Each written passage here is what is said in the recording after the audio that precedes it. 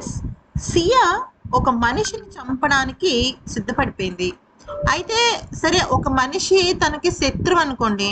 సరే, ఫస్ట్ నుంచి నువ్వు నా శత్రువే, అందుకనే నేను నిన్ను చంపేశాను అని అనొచ్చు. ఓకే, అదొక పాయింట్ ఉంటుంది.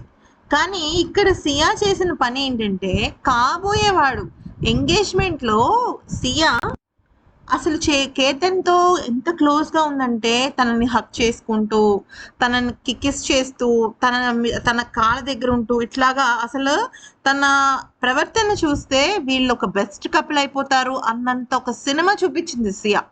అయితే సియాని అనుకుంటే, సియా తల్లిదండ్రులు, సియా వాళ్ళ అన్నయ్య, సియా కన్నా ఇంకొక 10 ఆకులు ఎక్కువే చదువుకున్నారు. జరిగిన విషయం ఏంటి అంటే, సియా వాళ్ళ పేరెంట్స్‌కి సియా గురించి ముందే తెలుసు. ఎందుకని అంటే, సియా 12th క్లాస్ ఫెయిల్ అయింది. అంటే తను ఇంటర్మీడియట్ ఫెయిల్ అయిన అమ్మాయి. చదువుల్లో కానీ, మిగతా క్యారెక్టర్ విషయంలో కానీ తనకి 0 మార్కులు వేయొచ్చు. ఎందుకంటే చదువు అవ్వలేదు. ఎప్పుడు కూడా పబ్బులు, క్లబ్‌లు, సిగరెట్లు, మందు అంటూ తన లైఫ్‌ని అలాగే అలా ముందుకు హ్యాపీగా చిల్ అయిపోతూ వెళ్ళిపోయింది.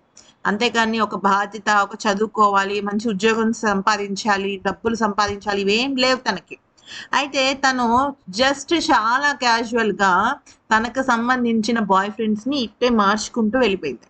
అయితే తను గత ఏడాది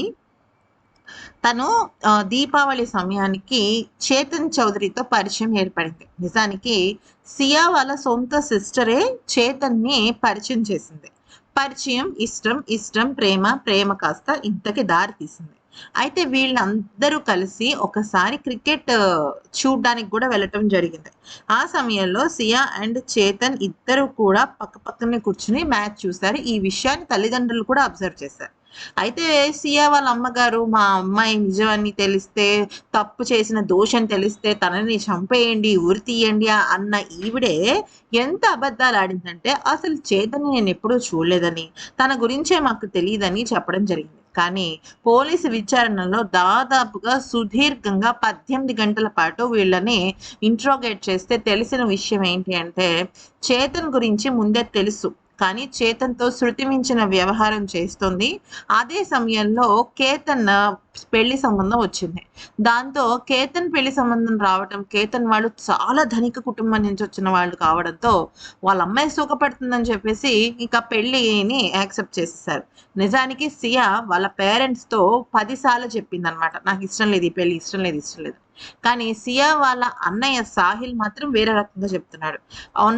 ఎప్పుడైనా సరే మా చెల్లెలు నాకు పెళ్లి ఇష్టం లేదని చెప్తే మేమెందుకు పెళ్లి చేస్తాం బలవంతంగా, మాకు అంత అవసరం లేదు, మాకు కూడా మంచిగా ఆస్తులు ఉన్నాయి, వాళ్ళు మాకు నగలు ఇచ్చినా కూడా మేము వాళ్ళకి తిరిగి రిటర్న్ ఇచ్చేసాము అంటూ చిలక పలుకులు పలుకుతున్నారు.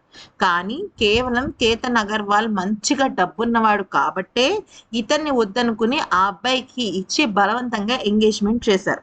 అటు పెద్దలు వెనకపోవడం, ఇటు కేతన్ ఫ్యామిలీ వెనకపోవడంతో చావు ఒక్కటే పరిష్కారం అనుకుని తోసేసింది.